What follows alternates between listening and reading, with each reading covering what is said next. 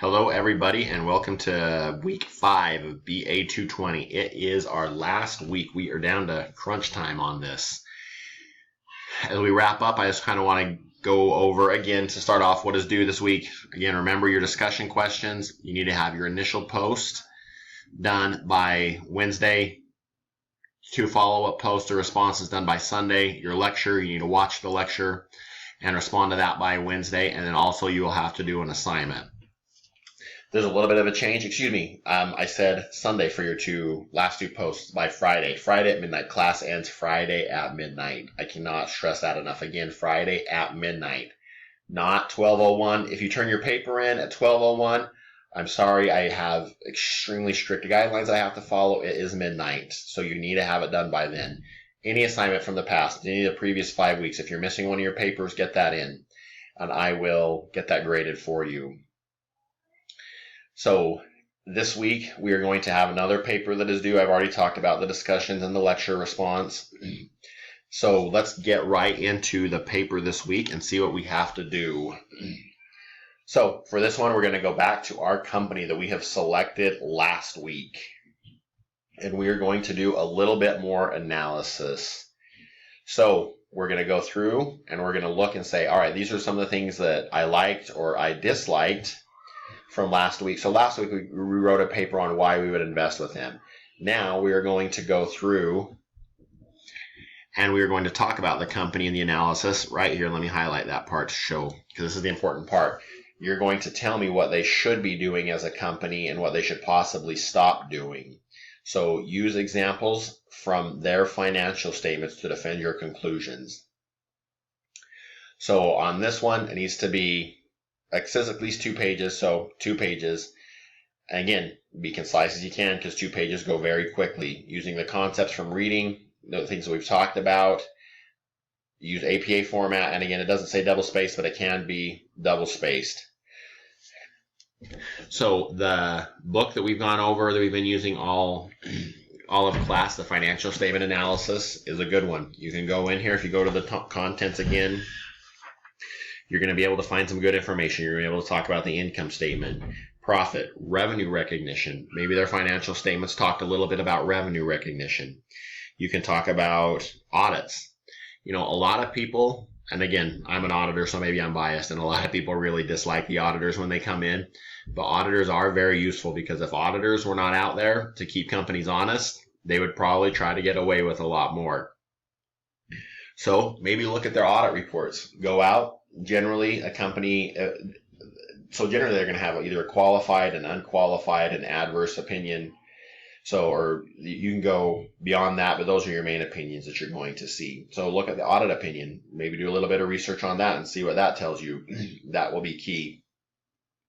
Mergers and acquisitions, you can talk about if they're growing a little bit. Maybe they need to grow, maybe they need to expand. Is fraud detectable? Maybe they've had some issues with fraud in the past.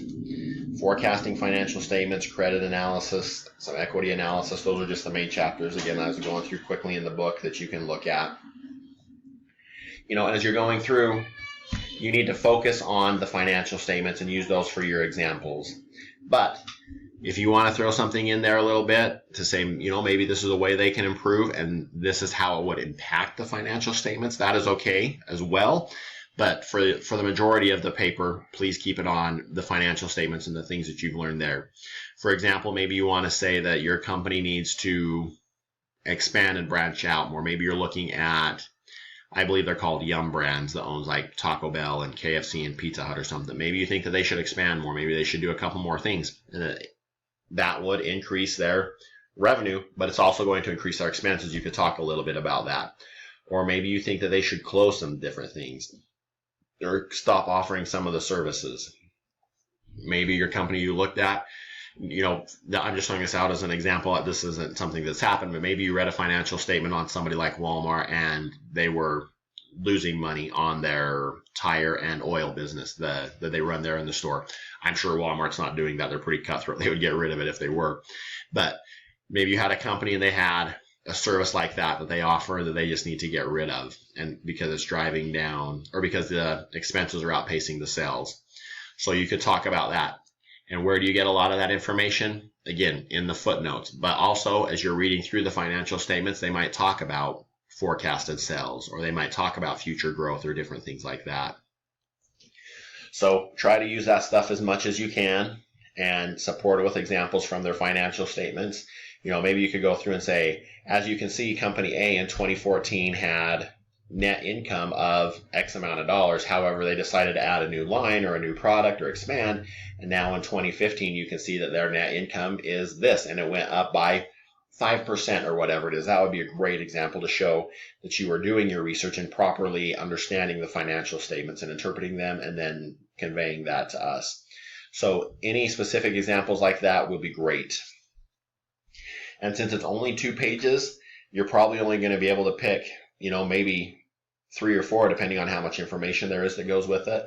Because then after that, you are going to be out of room. And if you go over to 2.5 pages, that's fine. You're not going to get docked for going too long. We don't want to see 20 pages necessarily, because you might just be running on. So try to keep it around that 2 to 3 page limit. If you go to there, that's fine in APA format.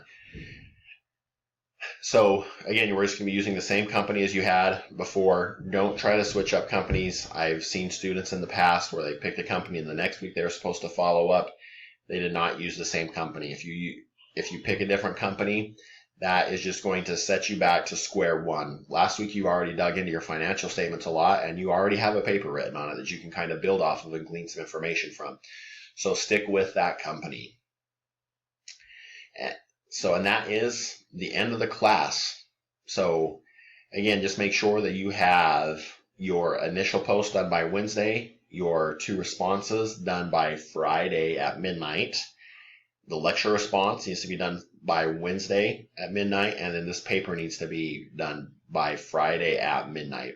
Again, please, midnight is midnight, not 12:01, 12:02. It needs to be midnight.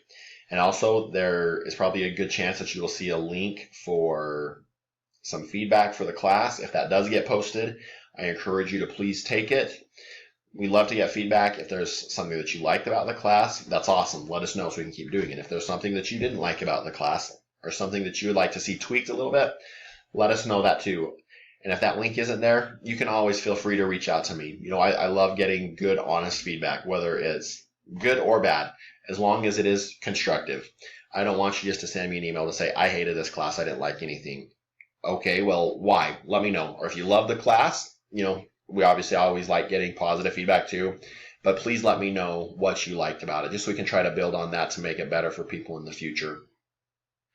And hopefully you've been able to learn a lot in this class. I think you'll find out as you are going forward that you will see how useful it is to know stuff about financial statements. You might think now that you're never going to use those again, but you never know what's going to happen. And just understanding the basic setup of financial statements, how the company puts them together a little bit, and then how to read them, that could help you a ton. So if you have any questions, as always, please reach out to me by email or call, or even text. I don't know if I've thrown that out before on that number that I have. On my number, you can also text me, and I will get back to you as quick as I can. But this is the last week, so we're down to crunch time. So push hard and keep it up. And again, thank you for a great class. I've appreciated the work that everybody has put in that's participated. And hopefully I will see you down the road in some future classes. Thanks, and have a great week.